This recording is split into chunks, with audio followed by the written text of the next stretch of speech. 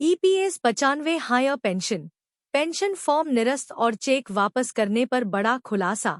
फंसा ईपीएफओ, क्या पेंशनर्स की नियति में सिर्फ धोखा है? अजमत अली, भिलाई। एक बार फिर लगता है ईपीएस 95 पेंशनर्स धोखा खाने की दहलीज पर खड़े हैं। जिन 2-4 पेंशनर्स ने भविष्य निधि संगठन के डिमांड लेटर के आधार पर मांगी गई रकम जमा कर दी थी, उनकी राशि उन्हें वापस कर दी गई है। और जिन्हें डिमांड लेटर जारी किया गया था, उसे भविष्य निधि संगठन ने वापस ले लिया है अथवा निरस्त कर दिया है।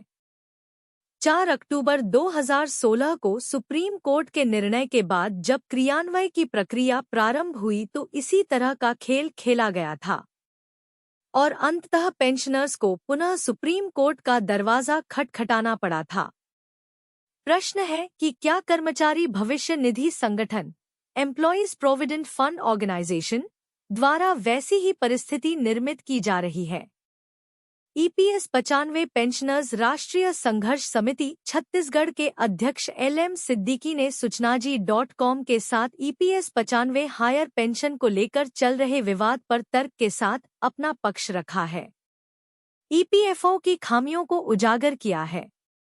ईपीएस 95 पेंशन विवाद के पीछे यह है बड़ी वजह। जिन पेंशनर्स को उनके द्वारा जमा की गई राशि वापस की गई, उनके पत्र में भविष्य निधि संगठन द्वारा उल्लेख किया गया है कि ट्रस्ट रूल्स के अनुसार सीमित वेतन के भीतर ही नियोक्ता पेंशन फंड के लिए राशि जारी कर सकता है।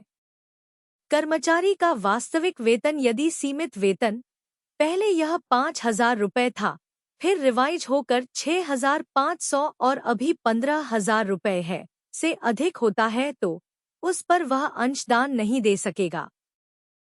पर यह वास्तविकता नहीं है।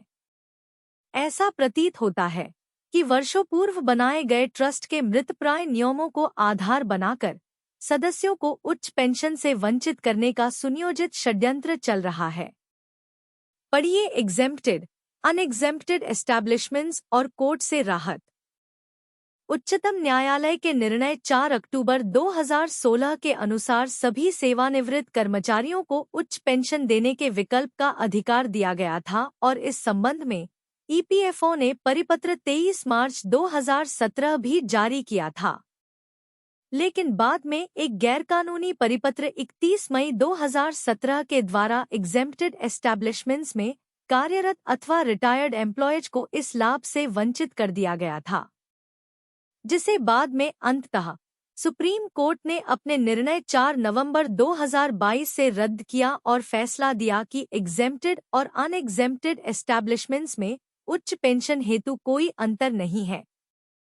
इसलिए यह स्पष्ट है कि एग्जेम्प्टेड एस्टैब्लिशमेंट्स के किसी पुराने ट्रस्ट रूल्स का हवाला देकर सदस्यों को उच्च पेंशन से वंचित करने का प्रयास असंगत, अन्यायपूर्ण और गैरकानूनी भी है। वैसे भी जिस तरह 4 अक्टूबर 2016 के फैसले में उच्चतम न्यायालय ने एग्जेम्प्टेड अथवा अनएग्जेम्प्टेड एस्टैब्लिशमेंट्स का कोई उल्लेख नहीं किया था और उसे षड्यंत्रपूर्वक अकारण ही ईपीएफओ द्वारा मुद्दा बनाया गया था, वैसे ही वर्तमान निर्णय 4 नवंबर 2022 में किसी ट्रस्ट रूल्स का कोई संदर्भ नहीं है, लेकिन इसे भी भविष्य निधि संगठन द्वारा तूल देकर सदस्यों के साथ गैर इंसाफी की जा रही है। विशेष तौर पर जब एग्जेम्प्टेड और अनएग्जेम्प्टेड का फर्क उच्च पेंशन की गणना के लिए सुप्रीम कोर्ट ने समाप्त कर दिया है। ईपीएफओ भेदभाव न करे।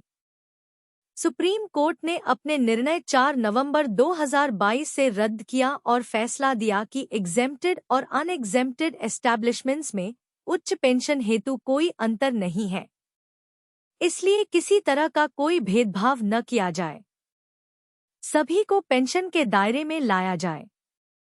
ईपीएस 95 हायर पेंशन, जिस सीपीएफ ट्रस्ट को ईपीएफओ बताता रहा सही, पेंशन की बारी आई तो बता रहा गलत। फॉर्म किया कैंसिल। ईपीएफओ हर साल सीपीएफ ट्रस्ट के खाते रिकॉर्ड की करता है जांच, लेता है शुल्क। पेंशन फॉर्म कैंसिल करने का दाव पड़ा उल्टा। एलएम सिद्दीकी ने कहा, ट्रस्ट रूल्स का हवाला देकर सदस्यों को उच्च पेंशन से वंचित करने का प्रयत्न महज एक साजिश। सूचनाजी न्यूज छत्तीसगढ़। कर्मचारी भविष्य निधि संगठन एम्प्लॉयज प्रोविडेंट फंड ऑर्गेनाइजेशन बुरी तरह से फंसता दिख रहा है।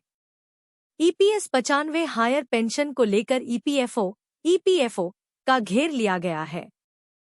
पेंशनर्स ने तर्क के साथ ऐसी बात बोल दी है कि कानूनी नजर से ईपीएफओ का बचना नामुमकिन दिख रहा है। सेल के भिलाई स्टील प्लांट समेत कई प्लांट के कार्मिकों का ज्वाइंट ऑप्शन फॉर्म निरस्त करने का मामला सामने आ चुका है। डिमांड लेटर को वापस लेने और जमा चेक को वापस करने से हड़कंप मचा हुआ है। पूरी जिम्मेदारी और आरोप सेल के सीपीएफ ट्रस्ट पर लगते रहे। अब ईपीएफओ ही फंसता दिख रहा है। ईपीएस 95 पेंशनर्स राष्ट्रीय संघर्ष समिति छत्तीसगढ़ के अध्यक्ष LM सिद्दीकी ने सूचनाजी.com को बताया कि एक गैरकानूनी परिपत्र 31 मई 2017 के द्वारा एग्जेम्प्टेड एस्टैब्लिशमेंट्स में कार्यरत अथवा रिटायर्ड एम्प्लॉइज को इस लाभ से वंचित कर दिया गया था। कर्मचारी भविष्य निधि संगठन के जांच अधिकारी पर सवाल। एग्जेम्प्टेड अनएग्जेम्प्टेड एस्टैब्लिशमेंट्स पर ईपीएफओ घेरते हुए LM सिद्दीकी ने गंभीर आरोप लगाए हैं। उनका कहना है कि एग्जेम्प्टेड एस्टैब्लिशमेंट्स के सभी खातों और रिकॉर्ड्स की जांच समय समय पर कर्मचारी भविष्य निधि संगठन के जांच अधिकारी द्वारा किया जाता है और इसका प्रशासनिक शुल्क भी वास्तविक वेतन के आधार पर एम्प्लॉयर से कर्मचारी भविष्य निधि संगठन द्वारा वसूला जाता है। आपत्ति क्यों नहीं की? अगर नियोक्ता द्वारा सीमित वेतन से अधिक वेतन हो जाने पर भी पेंशन फंड में वर्षों से लगातार अंशदान किया गया तो उस समय उन्होंने आपत्ति क्यों नहीं की? जाहिर है कि इसे कभी भी भविष्य निधि संगठन द्वारा आपत्ति योग्य समझा ही नहीं गया और बाद में सुप्रीम कोर्ट का निर्णय भी 4 नवंबर 2022 को आ गया। वास्तविक वेतन पर पीएफ फंड के लिए अंशदान किया गया। भविष्य निधि संगठन ने अपने परिपत्र 22 जनवरी 2019 द्वारा अपने क्षेत्रीय कार्यालयों को निर्देशित किया था कि कर्मचारी और नियोक्ता द्वारा जहां वास्तविक वेतन पर पीएफ फंड के लिए अंशदान किया गया है और जिसे भविष्य निधि संगठन ने स्वीकार भी कर लिया है, ऐसे हालात में यह मान लेना चाहिए कि ईपीएफ एक्ट 1952 के अंतर्गत पैरा 26 का अनुपालन कर लिया गया है। इसलिए ट्रस्ट रूल्स का हवाला देकर सदस्यों को उच्च पेंशन से वंचित करने का प्रयत्न महज एक षड्यंत्र प्रतीत होता है, जो अन्यायपूर्ण और असंगत है। ईपीएस से आपको कितनी मिलेगी पेंशन? जानिए कर्मचारी पेंशन योजना से जुड़ी जरूरी जानकारियां। यदि आपको ईपीएफ और ईपीएस के बारे में ज्यादा जानकारी नहीं है या फिर आप इन दोनों के बीच का अंतर नहीं जानते तो आज हम आपको इससे जुड़ी जानकारी के बारे में बताने जा रहे हैं। क्या है ईपीएस? कर्मचारी पेंशन योजना ईपीएस एक रिटायरमेंट स्कीम है। इसको ईपीएफओ द्वारा मैनेज किया जाता है। इस योजना से संगठित क्षेत्र ऑर्गेनाइज्ड सेक्टर में काम कर चुके रिटायर्ड कर्मचारियों को फायदा मिलता है। बता दें कि जो कर्मचारी 58 वर्ष की आयु में रिटायर हो चुके हैं वे इस योजना का लाभ उठा सकते हैं। हालांकि इस योजना का लाभ केवल उन्हीं कर्मचारियों को मिलेगा जिसने कम से कम 10 साल तक नौकरी की हो। ऐसा जरूरी नहीं कि ये नौकरी अपने लगातार ही की हो। बता दें कि ईपीएस को 1995 में लॉन्च किया गया था। इस योजना में मौजूदा और नए ईपीएफ सदस्य भी शामिल हो सकते थे।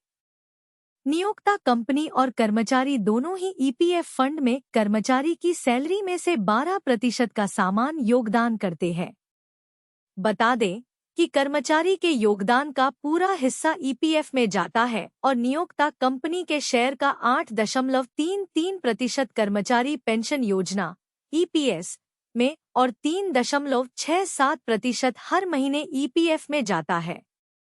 जानिए योग्यता शर्तों के बारे में। कर्मचारी पेंशन योजना ईपीएस के तहत लाभ प्राप्त करने से जुड़ी शर्तों के बारे में जानिए निम्नलिखित जानकारियां।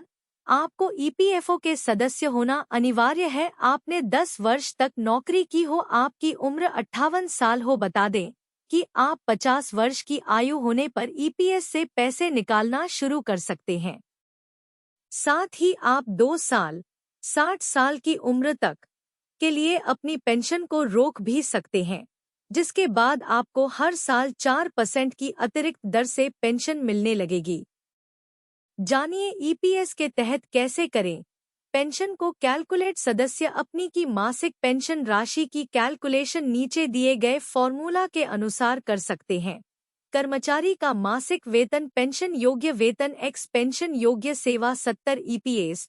पेंशन योजनाओं के प्रकार। इस योजना के तहत विभिन्न प्रकार की पेंशन योजनाएं हैं।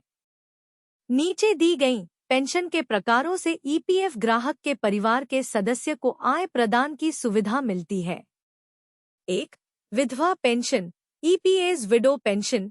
विधवा पेंशन या वृद्धा पेंशन ईपीएस विडो पेंशन योग्य सदस्य की विधवा स्त्री के लिए प्रदान की जाती है। बता दें कि विधवा की मृत्यु या उसके पुनर्विवाह तक इस पेंशन से मिलने वाली राशि का लाभ ले सकती हैं। मासिक वृद्धा पेंशन राशि ईपीएस 1995 की टेबल पर निर्भर करती है। बता दें कि न्यूनतम पेंशन राशि बढ़ाकर 1000 रु कर दी गई है। साथ ही मासिक पेंशन योग्य सैलरी को 15,000 रु तक बढ़ा दिया गया है। 2. अनाथ पेंशन सदस्य की मृत्यु होने पर और उसकी कोई जीवित विधवा नहीं होने पर उसके बच्चे को मासिक विधवा पेंशन के मूल्य की 75% राशि मासिक अनाथ पेंशन ईपीएस ऑर्फन पेंशन के रूप में दी जाती है। यह सुविधा बड़े से छोटे क्रम में 2 जीवित बच्चों के लिए ही होगा। 3. बाल पेंशन सदस्य की मृत्यु हो जाने पर परिवार में जीवित बच्चों के लिए मासिक बाल पेंशन ईपीएस चाइल्ड पेंशन दी जाती है। इस पेंशन को बच्चे के 25 वर्ष तक पूरे होने तक दिया जाता है। ऐसे करें अपने ईपीएस अकाउंट का बैलेंस चेक। सदस्य अपने ईपीएस खाते का बैलेंस ईपीएफ पासबुक के जरिए जान सकते हैं। साथ ही आप ईपीएफ पासबुक पोर्टल पर भी अपना यूएएन और पासवर्ड का डालकर अपने अकाउंट में लॉगिन करने के बाद पासबुक डाउनलोड भी कर सकते हैं।